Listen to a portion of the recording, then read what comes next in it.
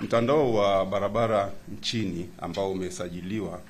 unakaribia takriban kilomita 182,164, na kati ya hizo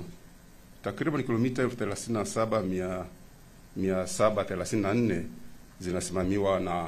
ni barabara za kitaifa ambazo zinasimamiwa na wakala wa barabara TANROADS, na takriban kilomita 144,430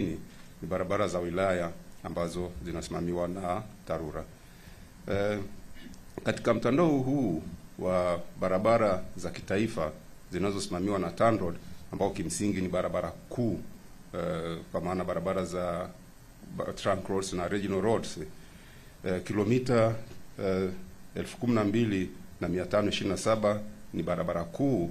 na kilomita 25,206 ni barabara za mkoa. Aidha, kilomita takriban 12,225 ni barabara ambazo tayari ziko katika kiwango cha lami, na takriban kilomita 25,509 ni barabara za changarawe. Pia katika mtandao huu kuna jumla ya madaraja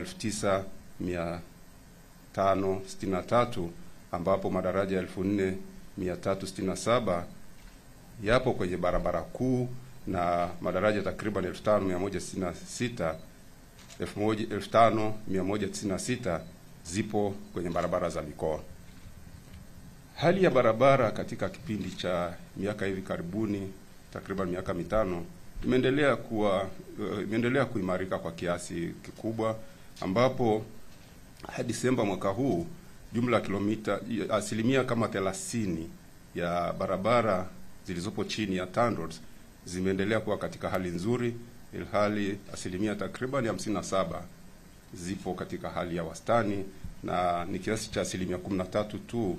ndio ambazo zipo katika hali isiyo nzuri.